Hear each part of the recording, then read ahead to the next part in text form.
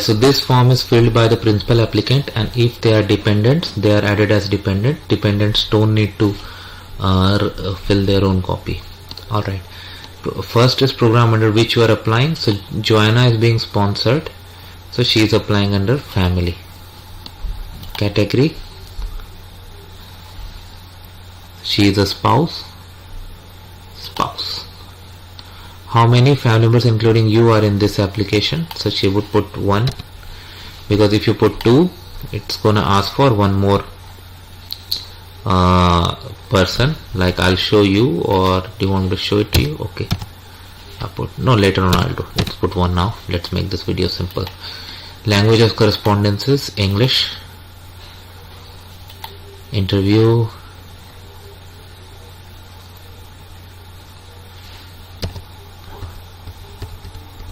English. Yeah, it was interpreter requested. No, she can communicate.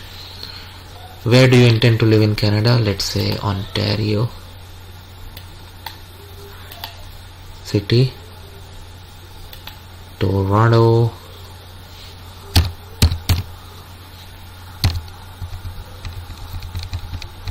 So many cities. I'm yet to visit them all, but one day I will definitely. Perfect. So these sections have become okay. Now personal details for the principal applicant, Smith. Joanna. Have you ever used any other name? No, she has not. UCI, she is applying for the first time. She does not have UCI.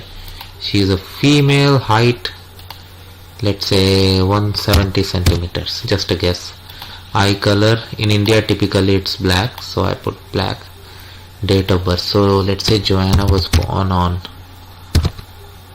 01. She was also born in New Delhi. Again, put it as per your passport. My suggestion.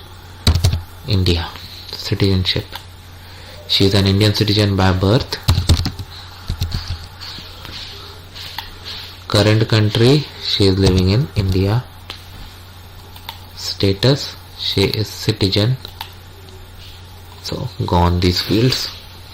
Previous countries of residence. During the past 5 years, have you lived in any country other than your country citizenship or your current country? No, she has never been out of India, but if you are, put that information. What is her current marital status? She is married, that's why she is being sponsored. If married date, so I guess we decided 2020 12/31. Yeah, provide the name of, so she is married to John Smith. Oh, I don't like this way. It should be proper. Perfect. Have you previously been married? No. Joanna, John, both of us. Contact information. Let's say she is living at 1 New Delhi Street, New Delhi, India. Postal code in India is typical 8 digits. District, I don't know about Delhi, how it comes. Maybe just Delhi. I don't know about that. Residential address, same as yes for her. Telephone number, other, she is from India, so she needs to select residence. Country code in India it's 91, so 10 digits, right? Okay. She has a landline number as well. Let's say at least one number is important. Residence, oh, let me make it cellular. Again 91 7979979797. Perfect. Fax number, let's say done. Email address is important. What should I put? Just sample email address, don't do this. This is a sample video. Passport, yes, she holds. Passport travel document number, so typical format. Just a sample. It was issued in India, and in India typical passports like they issued for 10 years. Let's say 2018 06 15, so it will go to 2028. Okay, for this trip will you use a passport issue? This is not applicable, so it has been grayed out. Do you have a national ID document? So when I applied, like this question has come in other forms as well. I mean other forms with other applications as well, because the generic form is used everywhere. So when I did for the very first time, what I used my PAN card number. I used to be an Indian citizen then. I had my PAN card and it was accepted. So in India now, I think you have nowadays Aadhaar card as well, and similarly in your country you have other documents, so it's up to you. And moreover, expiry date is not a mandatory field, because in PAN card you don't get an expiry date. So let's say she holds a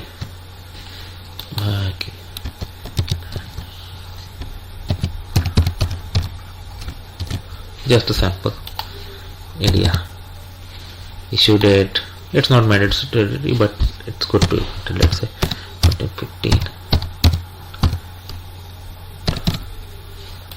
Perfect. There's no end date for a PAN card. Highest level of education, let's say she has got a bachelor's degree as well. Number of years, let's say she has also covered 15 years. Current occupation, what she is doing now. Let's say she is also an IT consultant. Let's say she also wants to work as an IT consultant, whatever is applicable in your case. Language, native language, mother tongue. Let's say she is from India, so Joanna's native language is Hindi.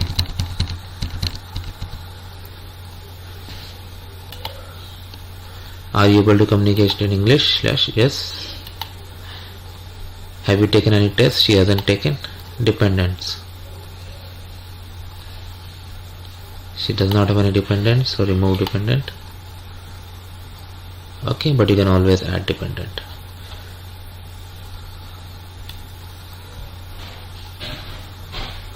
Alright, now let's validate the form.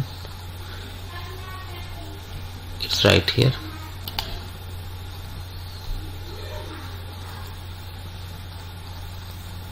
Completed successfully. Perfect. Now let's go down. Declaration. First name, comma, last name. Can I type? I cannot type. So after printing you can do that. Consent, or you can read and find out. Declaration, date you can select here. And then sign. This is a paper-based application. And then you click on this validate once more.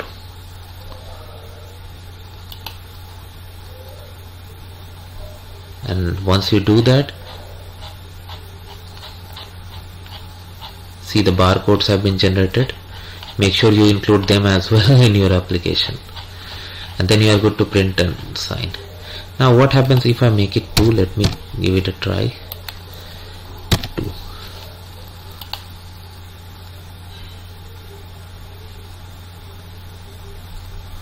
Yeah, the moment I put 2, its validation is failing, because I have put only one person information and I put 2. So in that case I need to add dependent and do.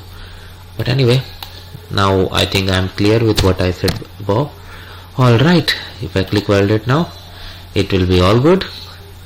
And then yes, and then we go to the next form.